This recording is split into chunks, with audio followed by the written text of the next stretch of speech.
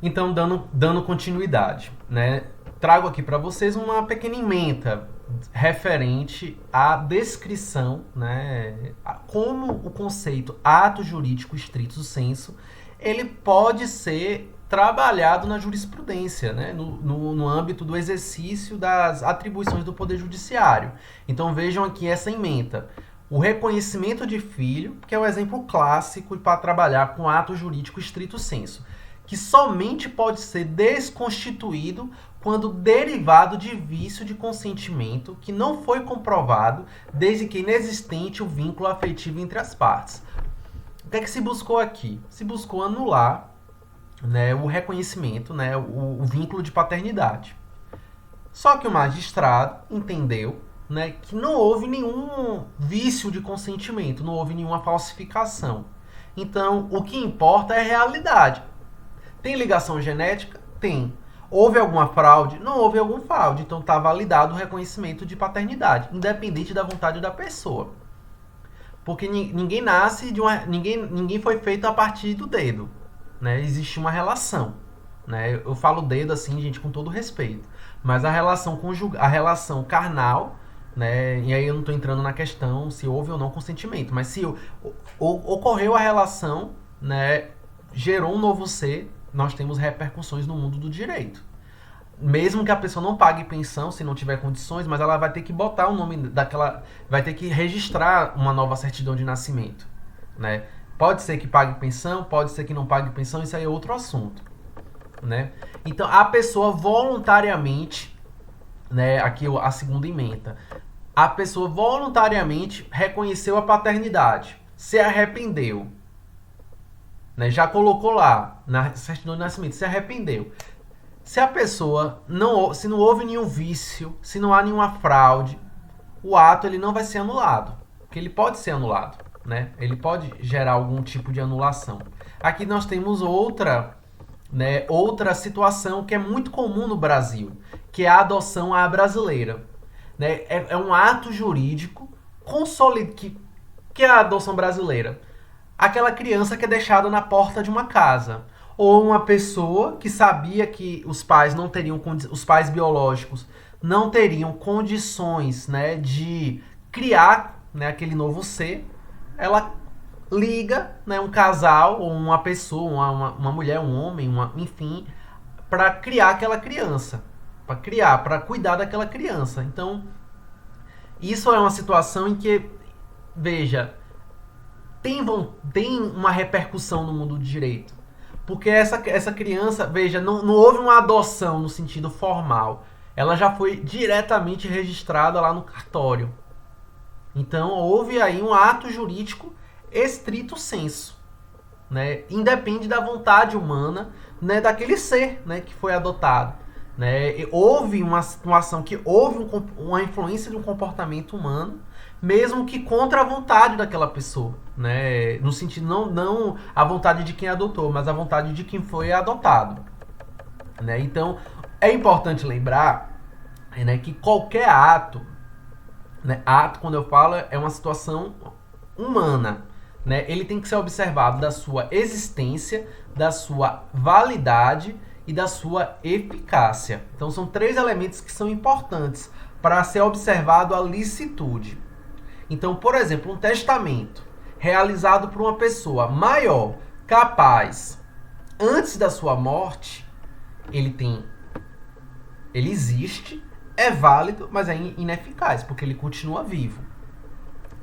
Compra e venda, celebrado com ortoga do cônjuge, entre maiores e capazes. Existe, é válido e é eficaz.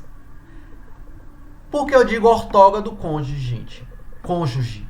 Porque se a pessoa ela é casada em regime parcial, né, existe um regime de bens parcial, e ela não avisa o companheiro ou a companheira da venda do imóvel, será inválido.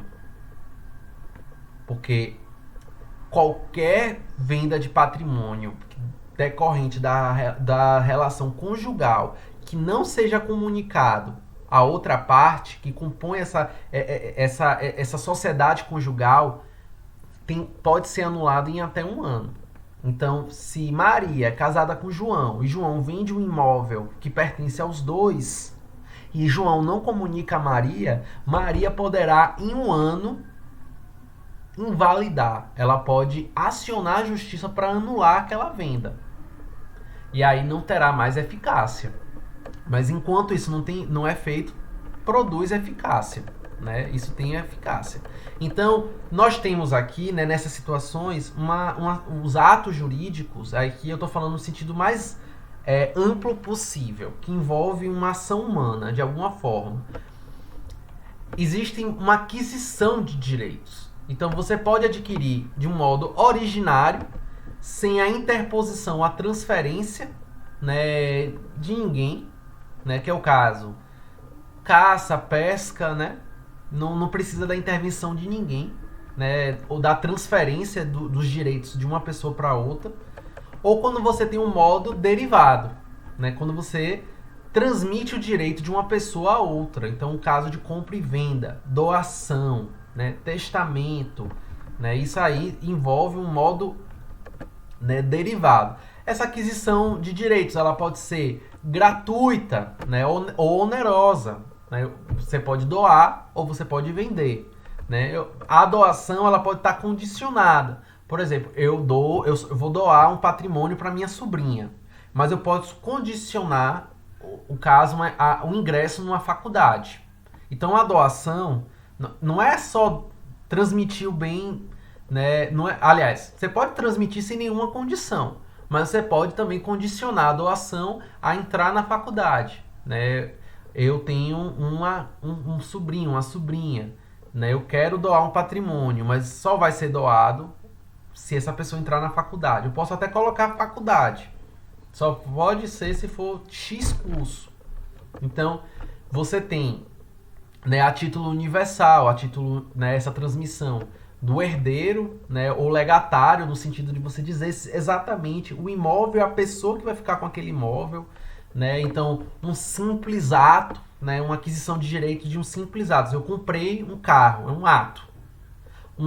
Uma aquisição de direito complexo, uso capião. Não basta só um ato, tem que ser uma soma de atos. Eu tenho que ficar no mínimo 5 anos naquele imóvel. É o uso capião especial. Né? É o especial. Quando a pessoa não tem outro patrimônio no nome dele, né? E não houve nenhuma contestação enquanto ele estava lá.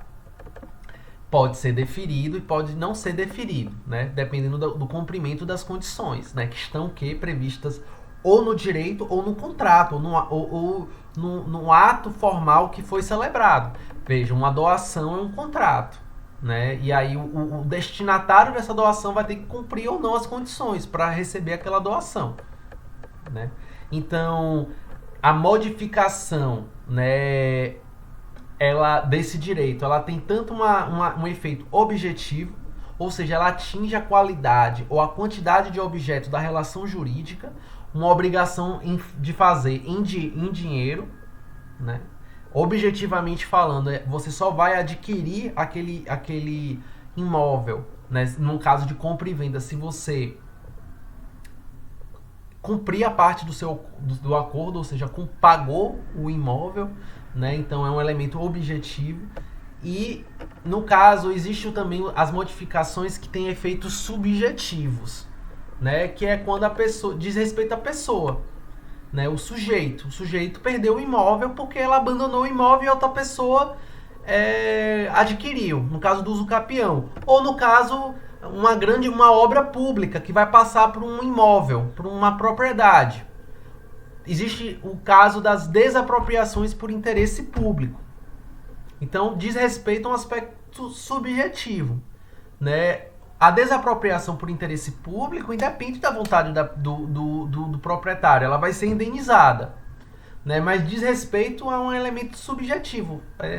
Ela vai deixar de ser proprietária, vai receber uma indenização, né? Então, assim, a extinção dos direitos, né, ela também envolve isso aqui, né, que a gente vai ver, né, nas nossas últimas aulas. A prescrição, a decadência, né? O falecimento extingue direitos, né? O abandono, a renúncia, a alienação, o perecimento do objeto. Se eu tenho um carro, eu abandono o carro, né, se destrói com o efeito do tempo, ele pereceu. Eu perdi o direito, não, né, uma relação bem controversa, mas uma pessoa que abandona um imóvel, né, e esse imóvel ele é tomado pela natureza, veja, há um perecimento desse imóvel. Né? Então, observem aqui que os atos jurídicos eles têm repercussões. Né? Ele modifica direitos, ele promove aquisição, né, de direitos, né? Ele extingue direitos. Então, os atos jurídicos eles podem, né, promover essa série de situações. No último vídeo dessa aula eu vou falar sobre os fatos jurídicos ilícitos, ou os atos jurídicos em sentido amplo que são ilícitos.